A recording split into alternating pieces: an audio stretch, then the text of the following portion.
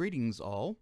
Welcome to this short series on recording a multi-track session in Audacity. I'm going to go quickly through some of the basics and just show you how to do a multi-track recording. So we already have Audacity up and we have the ability to record, edit, move things around. I have another video series where I compose a concrete music piece using Audacity. So some of those editing techniques are covered there. So basically we just want to look at the basic techniques of recording and doing multi-tracks. So we can see here, I've already tested my recording track, but if we start from scratch, we can do track, add new, and we want to record in mono always. Okay, we can later on pan the recording left to right, but we want to start off with a mono track. Okay, and so I'm going to hit record and we're just going to check the volume levels. Okay, we can see here the signal is coming in. It is about, I'm estimating maybe a quarter, negative 0.25 probably on average. If I get a little closer to the microphone, you can hear it increases in volume, and you can see that on the track it's getting a little bit louder. So microphone placement will be important to figure out, and depending on what kind of instrument you're recording, voice, you want it a specific distance away so you get a good clean signal and also get the right sound that you want. Typically, I'm going to stop that for a minute. And typically with voice, if you get really close to the microphone, you get a lot more depth in the sound. When you back off a little bit like this, I'm about 5 inches away from the microphone now, you get a little bit less depth of the sound. But it's also not as poppy when when you hear those plosives, the P sounds and duh, that kind of thing. When you're up close, those P sounds and duh, they really explode, hence they call them plosives. So you do have to be careful about where the distance the microphone is away from the voice or the instrument for recording, so that you pick up just the right amount of tone, and you get with vocals especially, you get the right amount of the depth of the sound versus the over plosives and so forth. There are some editing tricks you can do as well with filters and such, that you can take out some of those boomy plosives if you did record too much of that. So it really depends on how the microphone distance from the source of the sound, and then of course you have some gain controls. In Audacity we can also, I'm going to start recording again, we can also increase the gain, and you'll hear it get louder, and you'll see that it's recording at a louder volume. And again, I'm about now 4 inches away from the microphone, and it's getting a pretty good overall sound. So this is pretty good. I'm in a pretty quiet room. There is some room noise. I have my computer fans running. You might be able to hear that. And then, of course, there are things we can do to take out room noise and filter out and use gates and so forth to clean those kind of sounds up. Okay, so that's kind of the basics of setting your recording volume. Looking at this meter up here, we definitely don't want the sound going into the yellow or into the red.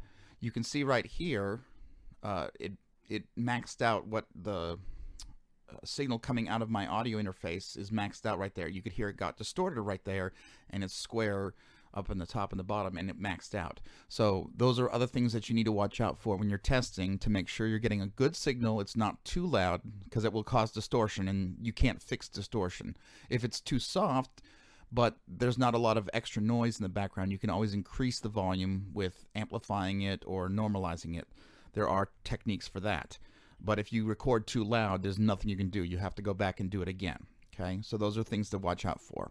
Okay, so when we're setting up a multi-track recording, and this can be by yourself or if you're going to record with others. In this case, I'm planning a project online with many musicians, and so I'm going to start with a click track, and then what I would do would be to add recordings of these other people playing. Or in the case, I'm going to record a full concert band. So we're going to start with a recording that we did several years ago as our background track. I'm going to set a click to that and send that out as the click track. That way the musicians have something to tune against when they're playing their parts. So that's the consideration I'm using for this project with multiple musicians. But if you're just going to record your own song, your own track, you want to start with a click track. So the quick and easy way to do this is just start your metronome up, hold it in front of your microphone, and then let it click for several minutes. So I'm going to go ahead and do that right now, and I'm going to cut the video and then pick it up after I finish that process.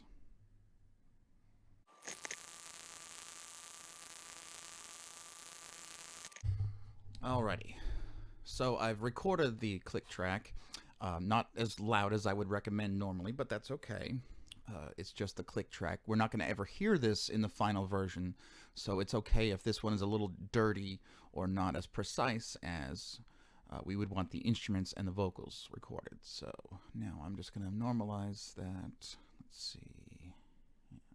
Normalize. Let's do that to -4, just to make sure it's loud enough. That's probably going to be way too loud. Let me turn my volume down here.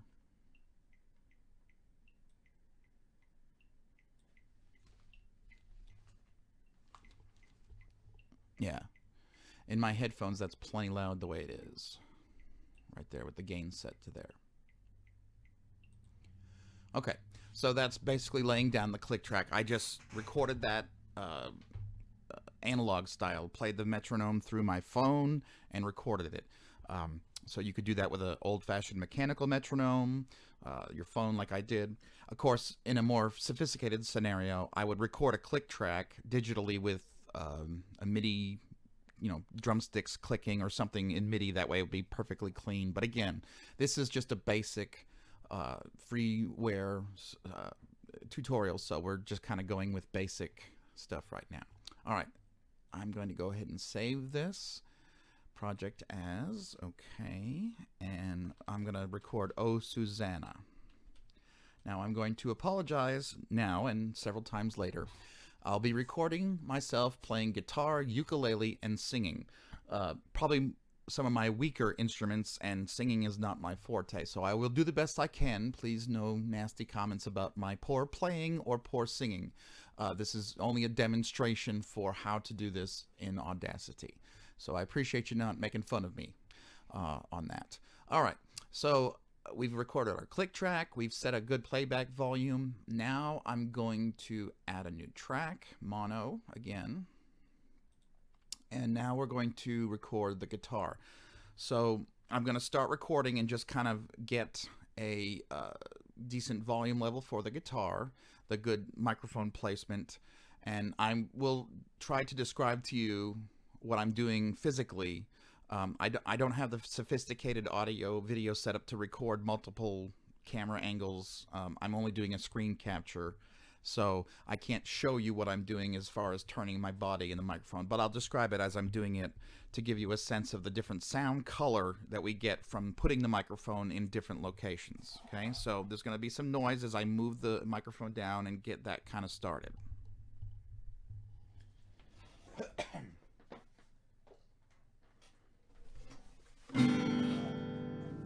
Okay, so I'm going to start the recording just so I can monitor the volume level, and then I'll just delete that when I find a good placement and audio level. Oh, and I'm going to mute the click track for now, so I don't want to listen to that while I'm trying to set the guitar sound. Okay, you can see that my voice, I'm going to speak a little louder. The microphone is now about 1.5 feet away from my mouth. I have the microphone placed about 7 or 8 inches away from the guitar. I'm just going to play some simple chords.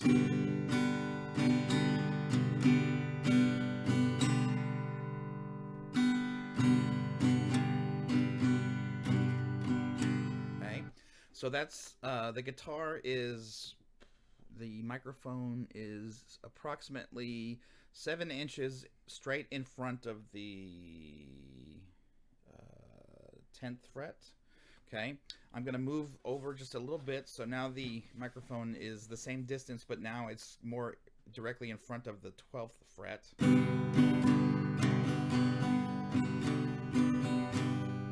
Okay, so you can hear it got a little bit deeper and boomier. I'm moving over. Now the microphone is in front of the 17th fret, almost to the tone hole.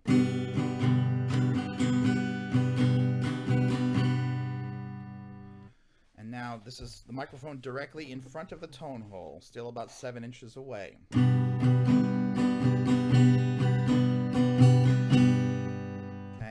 I don't like the sound there. It's too boomy. Here's the microphone in front of the bridge. And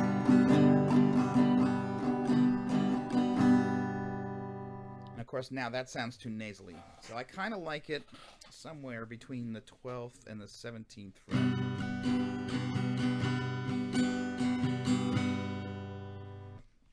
Okay. And I'm recording with a good quality AKG studio mic, so I have a cheap Van Gogh guitar, so it's definitely not a high quality instrument, but again, sufficient for our demonstration. And I play on a 3/4 size guitar. I have short, stubby fingers, and I cannot play well on a full-size guitar. A full-size guitar would certainly sound better than this one, but I just have trouble playing. It's really, really hard for me to play a full-size guitar. I'm much better at a 3/4. Not that I'm good, but at least I can get through something. All right, so I'm gonna wait 2 to 4 bars of click, and then I'm gonna start recording the guitar track like this. Unmute that. Okay, and we'll start our recording.